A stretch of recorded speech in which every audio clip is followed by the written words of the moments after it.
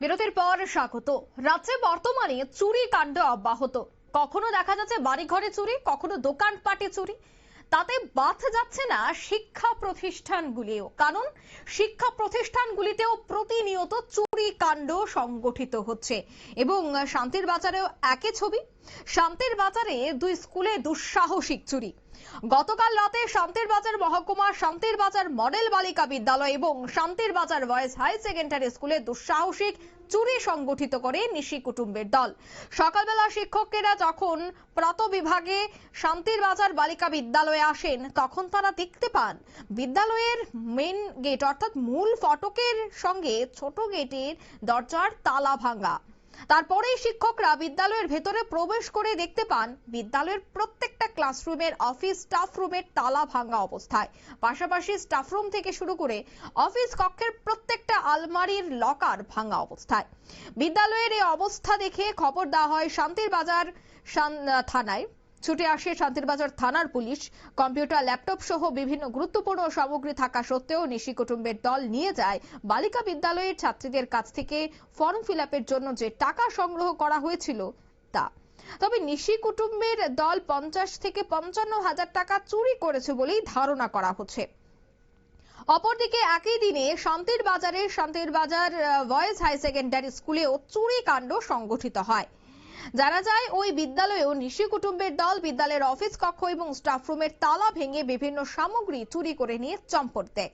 শান্তির বাজার একেবারে জনবহুল একটি এলাকা, আর সেই এলাকায় দুটি বিদ্যালয়ে এই চুরি কাণ্ডকে কেন্দ্র করে কিন্তু এলাকা জুড়ে এক প্রকার চাঞ্চল্য ছড়িয়েছে। সে বিষয়ে কি বলছেন সংশ্লিষ্টরা, শোনাচ্ছি। সকালবেলা যখন আমাদের প্রাত বিভাগের শিক্ষকরা বিদ্যালয়ে আসেন, তখন দেখতে পান বিদ্যালয়ের মেইন গেটের পাশে আমাদের যে ছোট গেটটা রয়েছে সেই গেটের তালা ভাঙা। তারপর স্যাররা ভেতরে ঢুকে দেখতে পান আমাদের বিদ্যালয়ের প্রধান শিক্ষিকার কক্ষ, আমাদের অফিস কক্ষ, প্রাত বিভাগের অফিস কক্ষ এবং আমাদের বিদ্যালয়ের স্টাফ রুমের প্রত্যেকটা দরজার তালা ভাঙা। সেই সাথে অফিস রুমগুলোতে প্রত্যেকটা রুমগুলোতে আমাদের যে আলমারিগুলো রয়েছে প্রত্যেকটা আলমারির লকার ভাঙা, প্রায় শতাধিক হতে পারে। আপনারা শুনলেন বিদ্যালয়ের কর্তৃপক্ষের বক্তব্য। তবে শান্তির বাজারে প্রতিনিয়ত চুরিকাণ্ড এবং একই দিনে দুটি শিক্ষা প্রতিষ্ঠানে চুরিকাণ্ড, তা নিয়ে কিন্তু রীতিমতো প্রশ্ন উঠতে শুরু করেছে নিরাপত্তা নিয়ে। কারণ পুলিশ থাকার পরেও, পুলিশের টহলদারি থাকার পরেও কিভাবে চোরের দল এই ধরনের চুরি কাণ্ড সংগঠিত করছে?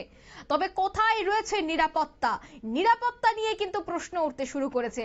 পেট্রোলিং এর জন্য প্রতিনিয়ত পুলিশ আধিকারিকরা থাকেন এবং তাদের প্রতিনিয়ত পেট্রোলিং করার নিয়ম রয়েছে, কিন্তু কতটা তারা পেট্রোলিং করছে তা এই ধরনের চুরি কাণ্ড থেকেই কিন্তু স্পষ্ট হচ্ছে। এখন দেখার বিষয়, যারাই এই চুরিকাণ্ডে যুক্ত ছিল তাদেরকে পুলিশ গ্রেফতার করতে পারে কিনা, নাকি অন্যান্য চুরিকাণ্ডের মতো এই চুরিকাণ্ডেও যুক্ত থাকা অপরাধীরা এবং এই চুরিকাণ্ডে যুক্ত চোরেরা আবারও কি গা ঢাকা দেয়, নাকি সেই চোরদের ধরে দ্রুত গ্রেফতার করে তাদের বিরুদ্ধে কঠোর পদক্ষেপ গ্রহণ করা হয়, সেটাই দেখার। নিয়ে নিচ্ছি ছোট্ট একটি বিজ্ঞাপন বিরতি, সঙ্গে থাকুন।